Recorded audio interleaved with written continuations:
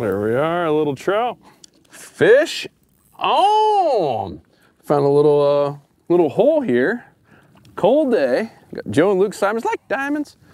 Yeah, and we've just been kind of scouting around. Ooh, I just got, lost one. We're trying to find some wind protected areas here. If any of you who have fished this year so far, it has been a cold and windy year all over the place, not just here in Florida. Our friends in Texas, got a couple of co-workers in Texas, and they're just like, man, it's just been brutal. But cold is not bad. I used to think that cold snaps would just turn the fish off and the fish had lockjaw, and I just wouldn't go fishing. And now it's actually some of my favorite times to fish, because once you find them, they're going to be a bunch of them in one little pocket. So we found a pocket of trout here. I already caught 2 before we started, and there we are. But it's all about knowing where those fish are likely going to be, and then taking a small jig and working it slow through there, like right there. Like right there, just hooked up. Small and slow is the name of the game. And we can likely just sit here and catch fish after fish. Here's another little trout. Here we go. Oh, the prior one, let me make sure we back away from the spot. The prior one was probably about 18 inches, was a nice one. This one's gonna be a little bit smaller. Turn that trollimeter off. I would say, snag this guy. I would also say slow and low, not just small. Yeah, you did. There we go. Oh, it came up right there. Trout on demand, TOD. But what I've been seeing in the insider report, it seems like there's half the group is crushing it so far. Oops, quick release. The other half is struggling. And when we ask questions a lot of times on, all right, tell us about the day, like where were you? And they're usually actually in a pretty good spot. So with smart fishing spots, that's gonna help get you in the spot, but you still have to fish it correctly. And we've had days too, right? Like we could have someone here with us and they wouldn't be catching anything because like we had that one gentleman, he's like, oh, I'm using the skinny lipper. I'm like, well, if we could use the skinny lipper in this spot right here all day long and never catch a single fish. So much of it is knowing what lure or bait to use, what rig to use, what weight to use. In this case, all these hits have been happening on the bottom. You watch our rod tips, we're waiting till we feel it hit the bottom, and then we're popping it up. Yeah, and we're literally, the lure hits bottom in between every twitch. That's the key. We're literally bouncing on the bottom. There's zero chance that our lures are rising up. The fish are cold right now. They're not going to be aggressive, but we know where they are. We know they're here. We know they're not aggressive, and if we just dangle a nice looking meal in front of their face, they just can't help but to eat it. They think it's an injured shrimp that they, again, just predator instinct, they hit. Even if they're not super hungry, they'll still take a swipe at it. And there's a little hole right here, so if you're watching, listening, I just got to hit it there. Something swiped at. There we go. Oh, man. Yeah, you can almost feel your lure as soon as it gets in this deeper spot. There it is. Yeah, I saw your twitch. Well, that's a nicer one there. Yeah, no telling how many are actually down there. And again, this is, although yes, the fish aren't spread around like summer, so they're a little bit tougher to find, but as long as you just focus on finding the deep spots, and we have this 1 foot contour layer on our smart fishing spots map, that has been the biggest game changer. Nice looking little trout there. Yeah, saw a little guy there. But that's been the biggest game changer for me as far as finding the wintertime honey holes, because what happens in the winter, right, that cold air is impacting the water. It impacts the shallows much more than the deep. So a 3 foot flat that's awesome during the summer is gonna be terrible during the winter, because that 3 feet of water all gets super cold. What you wanna find is like this spot, it's probably about 10 feet right here. It's close to some shallows, but this is nice and deep. There's still a lot of structure around. We have mangroves lined up around. Some of the mangroves are falling in the water. But right now, the fact that it's cold, they're off the shoreline, and I don't even feel any structure down there. No. Joe's weedless, I'm not getting snagged in this fish. Quarter ounce, I'm using the Haas weedless football jig on this Power Prawn, or the Prawn Junior. And Luke, you have a 1/4 ounce? Yeah, I have the round eye jig, the 1/4 ounce round eye. We're about catching fish. Yep. But yes, you can almost feel it as soon as it goes down this little ledge into this hole. It's go time. They're all just sitting down there hunkered down. But if we weren't hitting the bottom, we would not be catching fish. That's why it's so incredible. As you mentioned a lot of times, depth control, right? Depth control is huge. Yeah. So a lot of people, again, people that have been struggling lately are using either top water or floating plugs that just dive down a little bit. Popping corks too. Yes, they're great during the warmer months, but in the winter, anything that's keeping the lure off the bottom. I just had one right there. Anything that's keeping the lure off the bottom is going to hinder your results in most cases, especially during and right after cold fronts. And I have days when it gets really cold where I let it sit there, and obviously we always put Dr. Juice on there as well. And I'm in the hole right now and just kind of letting it pop and sit there. It's amazing how well this can work. And we were actually on our way back to, there's a tarpon spot that I have that's further back in this creek system. And we're on our way back and saw there's a bird right up underneath these trees, and there we saw some mullet up on the surface. So, okay, there's bait here.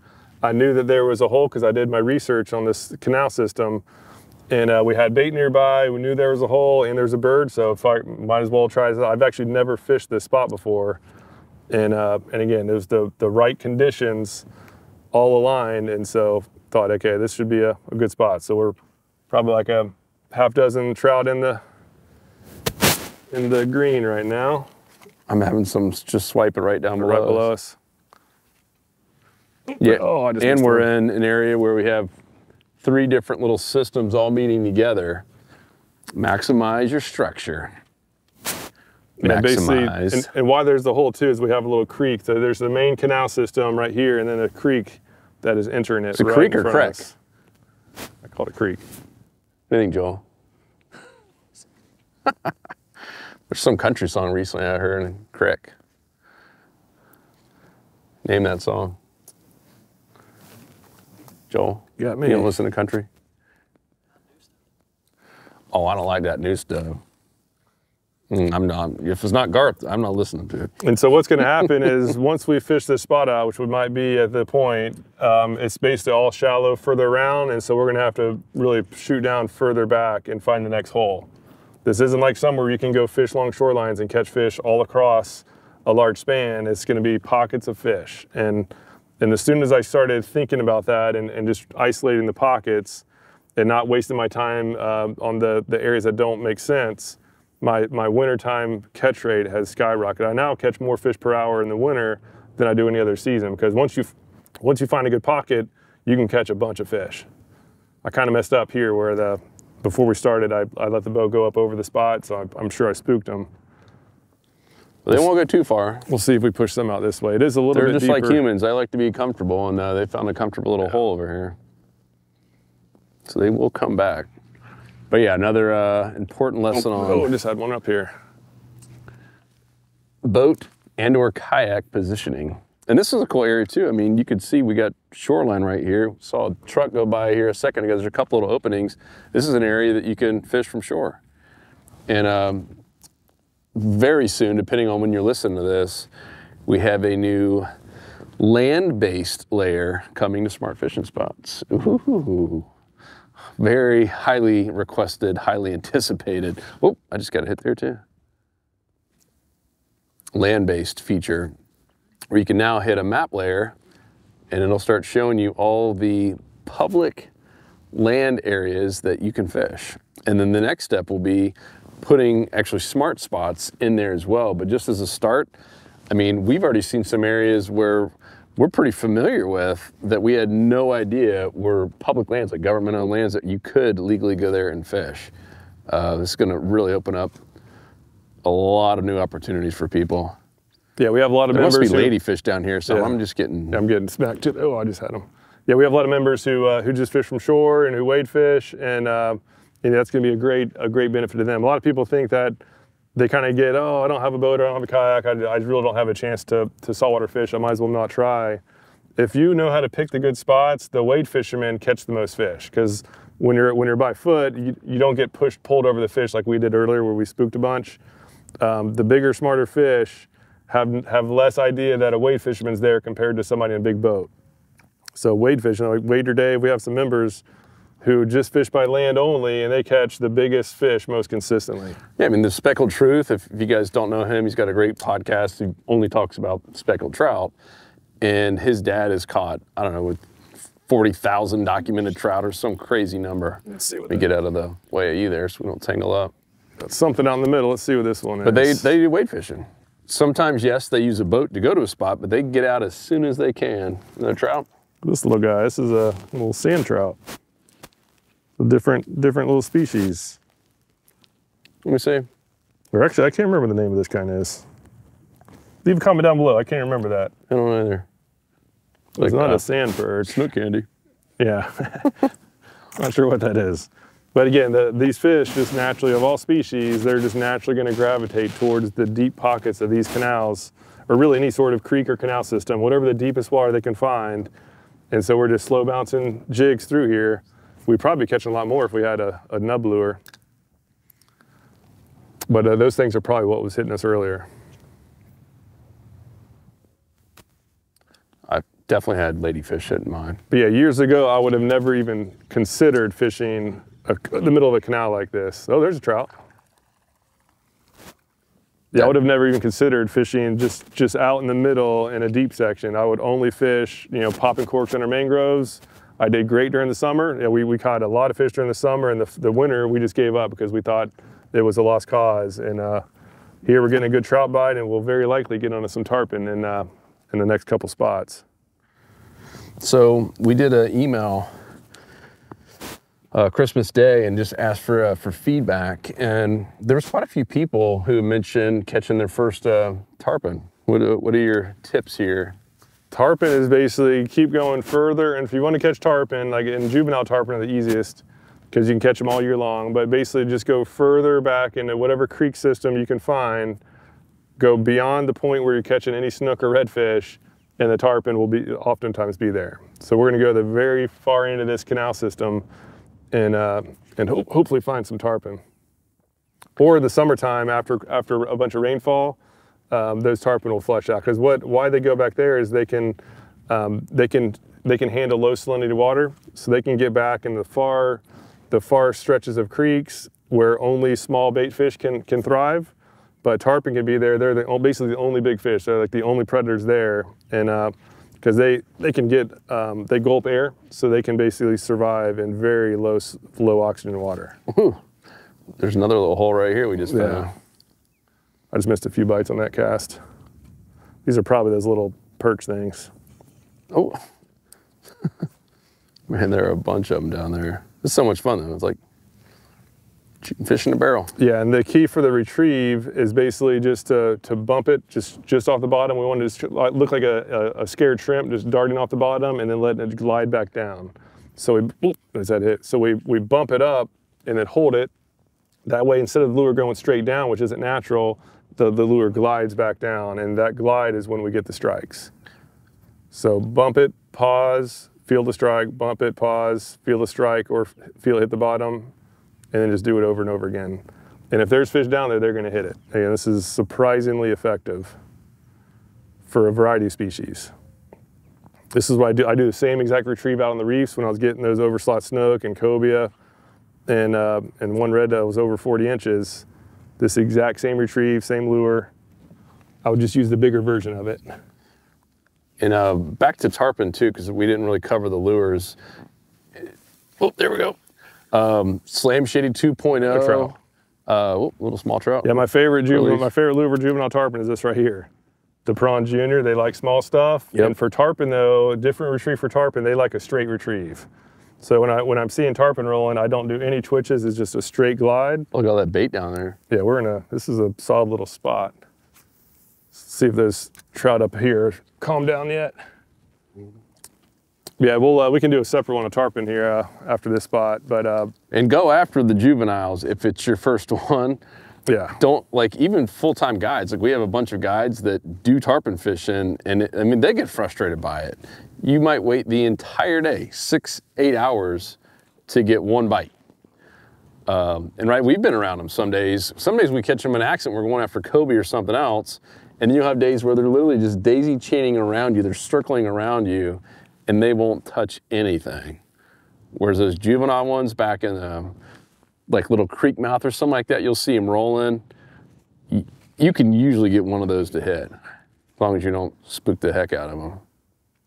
Yeah, for the juveniles, I used to struggle with them because I would be throwing big paddle tails at them, and I'll try the twitch and retrieve, And for the juveniles, it's just a straight retrieve. And if they don't hit the prawn junior as is, I take off about 1.5 inches of it, where it's the nub. And that's caught a ton. And try the same shady, the 2.0. I like that one personally. I've always had luck with the white lures. Switch it up. I'm still getting a bunch of little hits, but they're all small. Yeah, I think there's these little perch. But this is great. I mean, like I said, we weren't even going to fish this spot, and that's why it's so important just to keep your eyes open. Regardless if you're in a boat or a kayak or whatever, we were going to a whole different area, and we happened to see some bait popping and saw a bird on the shore. We're like, and looked on smart fishing spots and saw there was a little bit of a deeper hole here. Summertime, probably not the best spot. Wintertime, high up.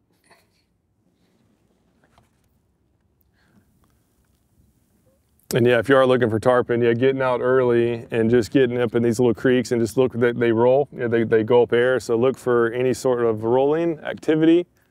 And once you find that, that's when you really want to start fishing after them. Otherwise, just keep moving. They have to roll fairly frequent. Golly. Getting smacked. I'm just there we go. Oh.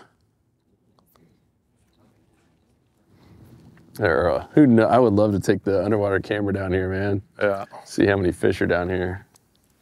And so we'll just to prove a point, we'll go up a little ways. I believe it's all shallower up here, so we probably won't catch as many. You're going to prove a point you're going to catch fish?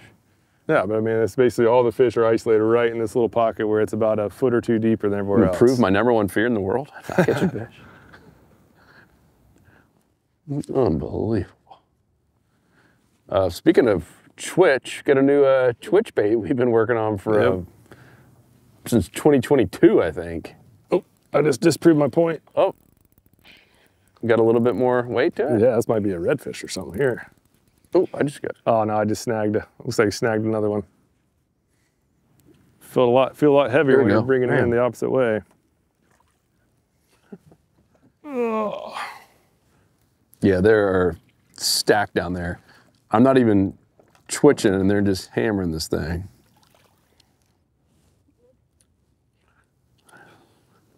Got caught up in your line? No, I snagged him a little bit there. Yeah, the thing is they're just not super hungry. They're just kind of getting mad and reacting to it. And yeah, my open hook is snagging them. I got nailed. Yeah, so much fun. Anyhow, Twitch lure, Luke, coming. Yeah, Twitch lure coming out soon. That'll be good for this type of fishing as well. It's around 4 inches. So for that, I would that type of lure is great for this. I would just peel off about 1 inch of it to make a smaller profile. But yeah, the Twitch lure is going to be especially good for the warmer months. Once it starts getting warm, like in the spring, to have that lure for prospecting shallow flats. It casts an absolute mile. It's rigged weedless. It can be, I should say, it can be rigged weedless, so you can get through the thickest grass, skipping up under mangroves. Do you see it replacing like a jerk shad, like Alabama leprechaun? Yeah, I just think it's better. For you and your tackle bag? It's better than the split tail. Why do you say that? Because the split tails, they just get chewed up too easily by bait, like by little pinfish and stuff. So before you know it, you only have one tail, and now it's not symmetrical. It doesn't swim quite as nicely. This one, it's just one mass, and there's not as much for the junk fish to mess up. So it'll swim more naturally, more consistently, which means you'll be catching more fish. Same general premise though. Jerk shads of course still work. Ooh. I just find myself not catching as many. I catch more fish with this new Twitch than with the traditional jerk styles. Yeah, we've been working on this forever, just trying to get the size, and the length, how thick it is, make sure we can rig it a bunch of different ways. Yeah, that's another thing with those tails, it just catches the wind. It's like not much mass and it catches the wind, so it decreases casting distance. Whereas this Twitch thing, it's all about business. There's less wind resistance, so it casts further. It's still fun, business and fun. There's less stuff for the junk fish to mess up. Tuxedo t-shirt. Formal, but still lets everyone know that you're a fun guy. Shake and bake. All right, well, I think we're out of the best bite. We should probably wrap it up and go try another spot here. Well, that attitude, of course you're probably right. Yeesh. Don't like wasting time in dead zones. Right when I got a hit there. You are now officially leaving the 90-10 zone. Actually, there's another little creek output right here. This might be. Yeah, but hopefully this was helpful just in terms of, I think the most helpful part is low and slow in the winter time, or anytime the water's cool. And even though here in Florida, we could have a 40-degree day followed by a 75-degree day, the water temp is really what we're talking about. And if the water temp is that cold, I'm pretty sure these fish are warm-blooded. They are going to go find the most comfortable spot relative The little guy. to what's around them. Oh, look, still catching them. Yeah, they're just getting smaller. And they're also going to be down at the very bottom.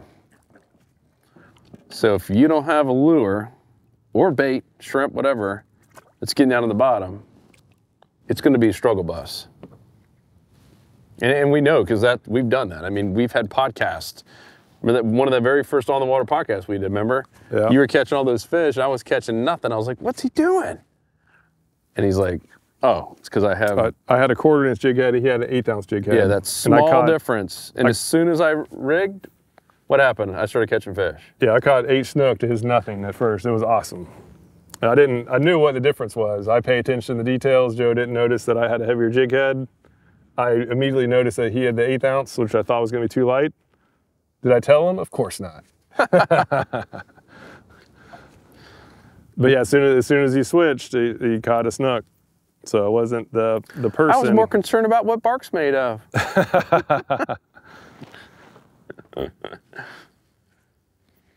Little Zoolander. Hansel, he's so hot right now. You know Todd. Derelict. All right. So what do you think? Yeah, let's wrap it up. Wrap it up and go find a little tarpon spot. Cool. Well, hopefully you guys got something out of it. This is our first time back doing a live, unfiltered, unedited, On the Water podcast for 2024. Finally, we had one scheduled last week, and well, if you know, it's just been a kind of a crazy weather. It was way too windy. It wasn't even going to be fun and cold. So this is the first one. Hope you guys like it. We got many, many more. We're going to be doing one, I think, in 2 weeks. In the St. Lucie area, is that right, with Captain Peter Deeks. So one of the goals too this year is to go around to some different areas on both coasts and even hit some new states as well, as we have these Salt Strong chapters that have been growing like crazy. We now have one in Alabama and Texas. I believe there's one coming in, I know we got one in Georgia. I can't remember if it's South or North Carolina or both. We're gonna have one in those 2 states. And really, really neat. So one of our goals is to get out to these different chapter meetings, go say hi to everyone, thank them, and hopefully do a little fishing in each spot too and document it all. So appreciate you guys big time. If you're not a member of the Insider Club, we have over 50,000 members. And one of my favorite things is the community. And then of course we have the app and the tackle discounts and now even the tackle tester program. Yep. A million different reasons that you should join. And you know, if you don't like it, you can leave at any time. There's no long-term contract or anything. It's just a bunch of anglers helping anglers, regardless if you're a beginner or intermediate or advanced, or if you fish out of a boat or a kayak or wading boots. We got people that can help you out and tips that can help you out. Yep. So yeah, you have access to the software to help you find the fish. We have the exclusive fishing lessons to make sure that you catch as many fish as possible when you do find the fish. And then we have tackle discounts to make sure that you're saving money on all the gear that you need. It's all there. And again, yeah, these lures are just the Prawn Juniors. These are from our club, and all members save at least 20% off of the lures, lines, rods, accessories, everything but reels. For reels, you get free line spooled up, ready to rock, and just another way we help our members save money. Yep, and definitely pick up some of these prawns and these Haas. Oh, you got the... I've got the round eye. You got the round eye, interesting. Yep. It works. It did work. Let's see if it worked on tarpon. Let's do it. Thanks, guys. See ya.